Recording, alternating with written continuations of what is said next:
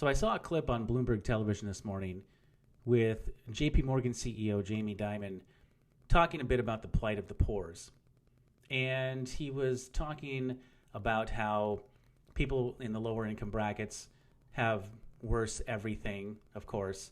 They have worse education, they have worse health care, they have worse housing, etc. And he thinks that's a failing of our society, and he would tax the wealthy a bit more to help with that. And that made me wonder, tax who exactly? Who would fall into that category of taxing the wealthy a bit more? And that's a really important question. It's not a question that has an obvious answer, and it's got a lot of nuance to it. If you're going to tax certain people more to help other people and to fix problems, right? So the first thing I wondered when he said I would tax the wealthy a bit more, well, does he mean himself? I assume he means himself and people like him, but he's a billionaire. So that's real easy to say. Once you have $1 billion, tax me a little bit more. But I was also wondering, does he mean the millionaires and billionaires who make $200,000 a year working at law firms or selling suits at Bloomingdale's or working as, middle management, lower level corporate executives? Those kind of millionaires and billionaires, those kinds of wealthy people. Because that's a very, very different scenario.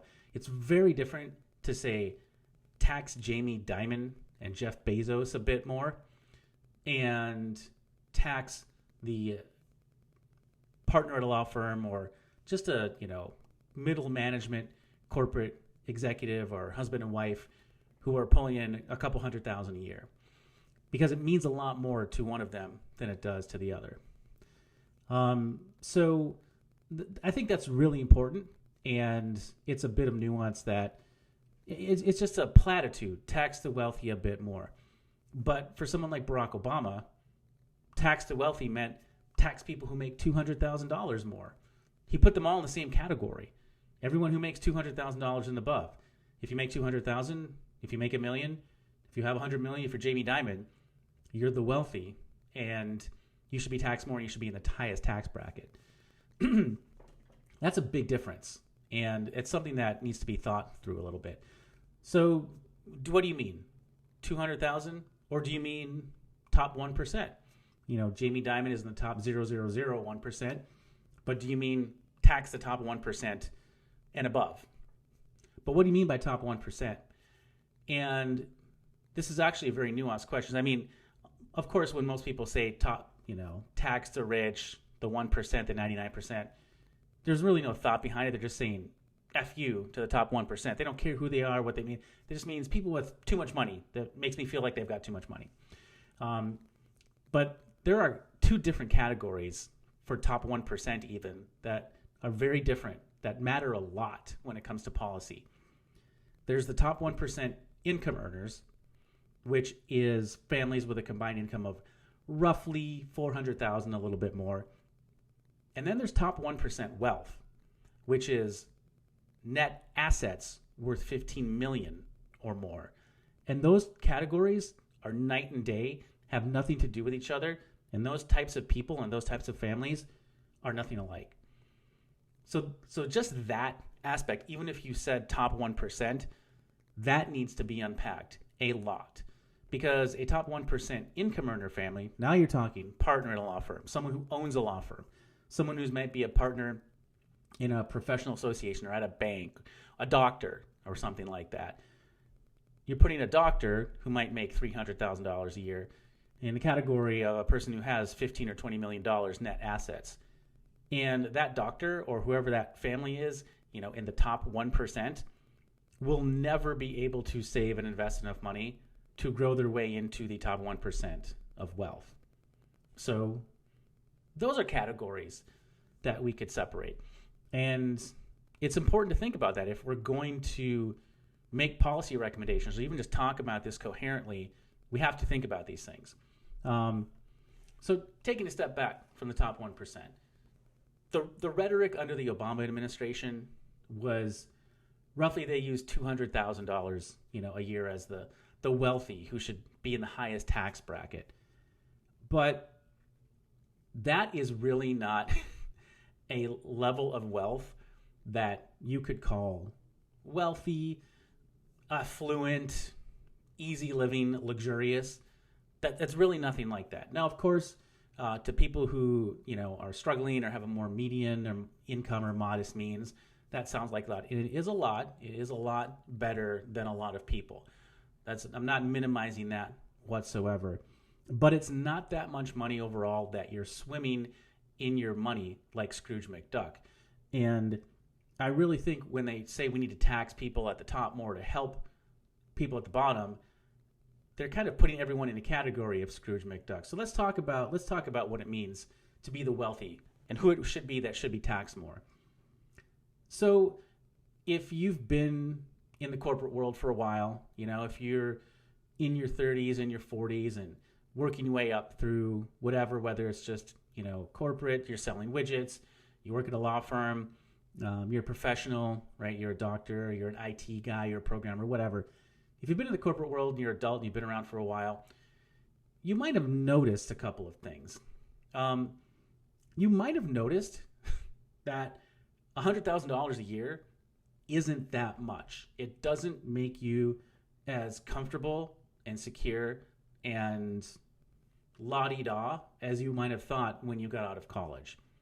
And if you're single or if you're a couple and you're making 100, you're making 150, even 200, you're finding out real quick that is not that much left over for you to save and do things with and enjoy after federal taxes, state taxes, maybe local municipal taxes if you live in a place like New York or San Francisco or a lot of other cities, property taxes if you're trying to own a home, your mortgage, your 401k to save for retirement, sending your kids to school. Maybe you spend a little money on private school because you care about your kids' future and your education, saving for college, saving some cash for emergencies.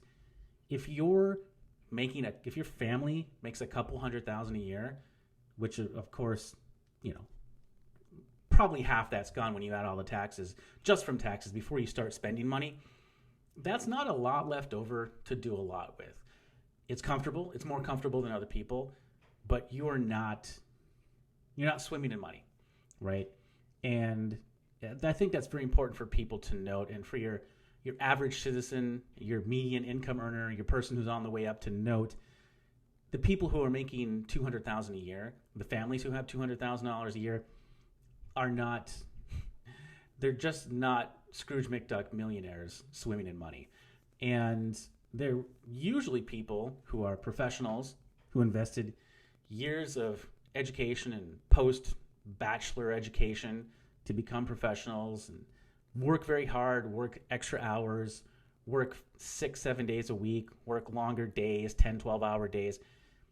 These are very responsible people who really just work a lot to earn it, right? They really earn it. I think that's the point, right?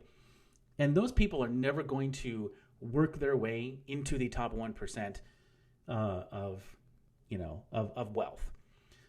So, okay, I'm kind of talking about $200,000 a year roughly, right? In this, once you've made the six figures, good life, but wealthy, swimming in money, loaded. Not if you're living responsibly at all, right?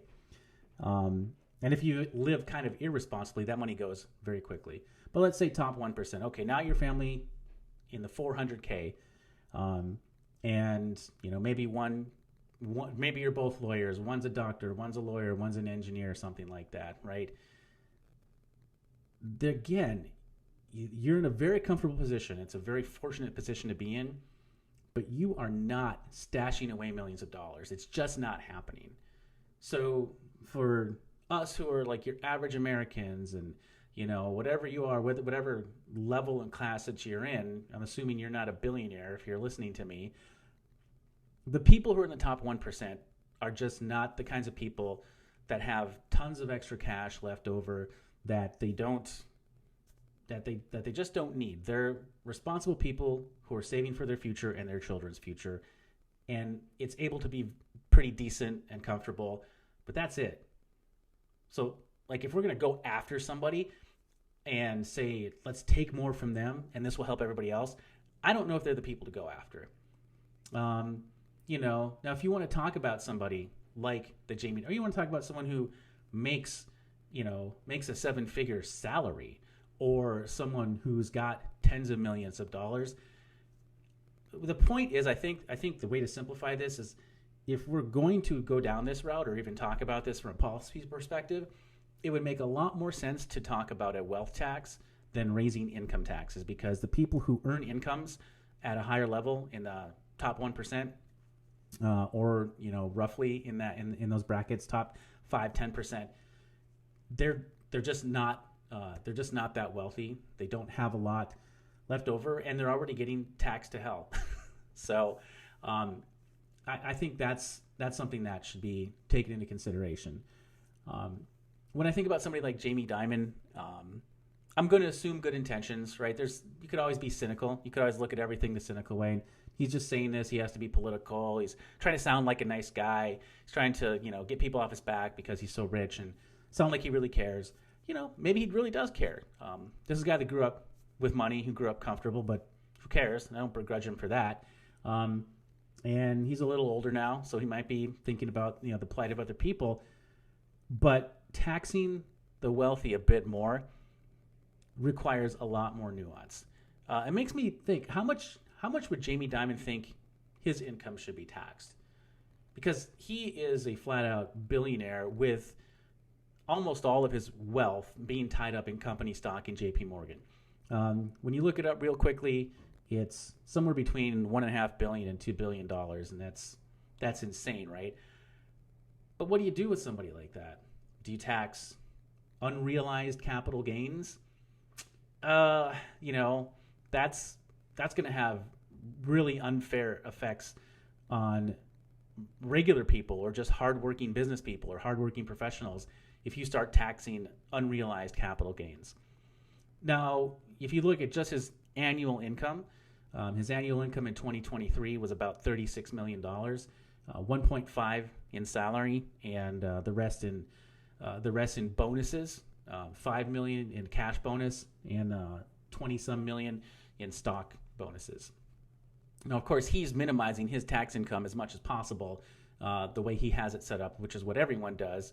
But I guess he wants the rules changed. But where's this extra taxation going to come from? That's what I want to know. So his salary was $36 million. How much of that does he want to give back to us? How much of that does he want to give back to Nancy Pelosi, Chuck Schumer, Donald Trump, whoever it is that's going to be making decisions of where to spend his money to help other people, assuming that they will? One thing that you might want to, that you might find interesting, so his salary is $1.5 million, and then the rest is like straight salary, annual salary, $1.5 million, and then the rest of his obscene salary is just bonuses. You might wonder why that is. This is something that a lot of people know now, but I didn't know it for a long time. I learned it in law school. So the way that the government sets up the tax structure, very often there is a very sharp increase in your level of taxation after a certain point. In the 90s, going into the 2000s, this is when I was in law school about 10 years after that, but we learned about it. Congress had done something with the top income rate. Now, the top income tax rate probably kicked in a little lower than that, but there was a kicker around $1 million where your taxes shot up. So what you would see at all the biggest companies and the CEOs with the biggest salaries, they would all make like $990,000 or $998,000 in salary, and then all the rest of their compensation would be in the form of bonuses or stock, right? So they're minimizing their tax that way. So I'm going to guess that 15 years later, that point is $1.5 million. That's why he doesn't get paid $10 million in salary. His salary relative to what he makes, is only $1.5 million. That's probably because there's a tax hit above that point, and then the rest is more easily minimized, that the tax burden is more minimized. But I'm just curious, how much does he want to pay out of his $36 million income, which he's played some tax games with to lower his personal taxes, of course, like everyone does. I just wonder how much extra he's willing to pay, or how much of his net worth he's willing to pay. Because as you know, a lot of very wealthy people have no income and no salary. Steve Jobs made $1 a year. I believe Donald Trump made $1 a year, at least while he was president, if not other times. I mean, that's just a really common thing. You don't need a salary when you have a lot of equity in a large enterprise. So what do you do with someone who doesn't have a salary, who's an owner, who doesn't get options? Jamie Dimon is as well off as he is. He's not an owner. He's not the owner, right? It's a publicly traded company, so he has a lot of equity, but he's still an employee, right? So he's getting these bonuses. But a lot of people who are owners, they're not going to get a stock bonus or options. It's just their company. It's just Steve Jobs' company. So I just think that's something we need to think about, and I want policymakers and pundits and people who think about politics to think it through a little bit. I have a friend in New York who makes an analogy for the wealthy who are making $200,000 a year. You have a guy who works at Bloomingdale's selling suits who makes $150 a year, and then his wife is a corporate executive, and she makes $100 or $150 a year, and they can make $300,000 or more a year combined income. I mean, once you look at their expenses and their taxes and where they live, they're not rolling in dough, right? They're just not swimming in money. And so we probably want to think much harder about who it is that if we're going to go down this route and say if we taxed certain people more, we could help society more. I think we want to think a lot harder about who those people are. And, just an offhand comment like that, it just doesn't sound right to me. It doesn't ring right to me, because I think just the lazy shorthand is, someone like Jamie Dimon will say something like this and we'll all think, oh, the Jamie Dimons of the world.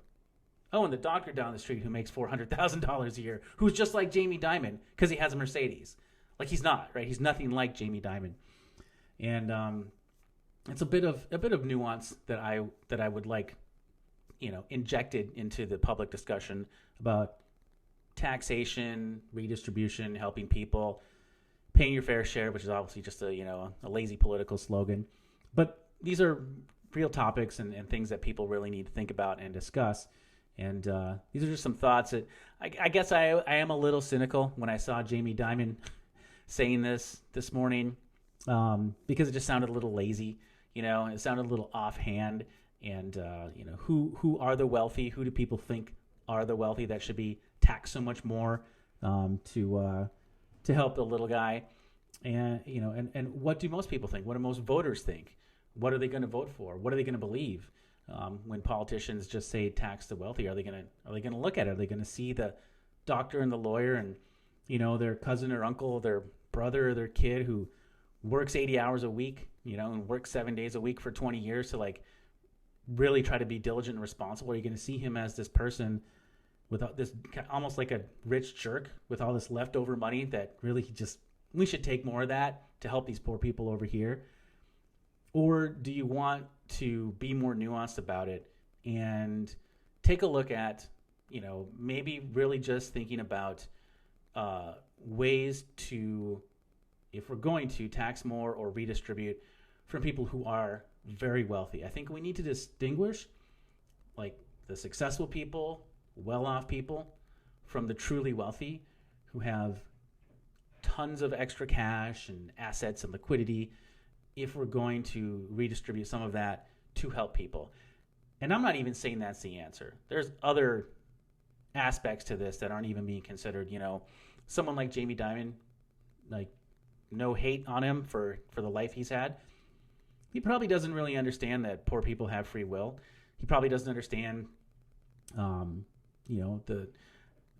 the problems in the community with community values or families that teach people bad habits that that drag them down and hurt them in life. And so, I mean, he's talking in a very sympathetic way, but he's kind of blaming a lack of capital and a lack of money on the problem. He's blaming all the problems on that, and it really is much deeper than that. And someone like Jamie Dimon, he's just been sheltered from that his entire life. He doesn't know anything about it, and I don't blame him for that. His heart may be in the right place, but just taxing himself more and taking more money from him and his rich friends in New York, that's actually not going to solve the problem. That's a whole other issue. In addition to just figuring out where you would go for that extra cash. So I just had to get this off my chest because I just don't like it. And why do I care so much? I think I just care about fairness. I don't think it's fair to treat your average hardworking professional who's put in a ton of work and a ton of hours over many years. I don't think it's fair to treat them as an uber rich guy with FU money who never has to work again if he doesn't want to. I don't see those people in the same category, and I don't think you should treat them, just morally the same. And if we're going to go after them or tax them or, look at those two types of people in a policy perspective, I don't think you should treat them the same. And I respect your working professionals who have been successful and responsible and build it up over the course of many years. To achieve great wealth, it often requires the same level of work and sacrifice and it's, focus and dedication, but also like quite a bit of luck and timing. And again, no hate, nothing wrong with that. But the doctor who spends, 40 years not seeing his family or not coming home for dinner to see his kids and have dinner with his family, that guy is nothing like Steve Jobs or Jamie Dimon or whoever it is who, invented a widget and, had what they call it, a realization event that, that made him $20 million or whatever kind of like FU money that he'll never have to work again. And so I don't want public policy discussions from Jamie Dimon, voters, politicians, or anybody to put hardworking, diligent people who are really pretty average people, just slightly more responsible, maybe a little smarter or have a little specialized skills and plan better, but they're pretty normal people. I don't want to put them in the category of the super wealthy who have really like a stroke of luck that set them apart from everybody else. And I guess I just care about the fairness of that. All right, this is a very long rant. I didn't think it was going to be this long. I thought it was going to be a tenth as long as it is. So I guess I'll stop now and hope you enjoy it. And maybe I'll cut this up, or maybe I'll just see if you like it like it is. If you like what I'm doing here, please like this video and subscribe to my channel. I'm growing it right now. I'm growing my blog. My blog link is going to be here as well, and you can subscribe to that. And we'll see you next time. Thanks.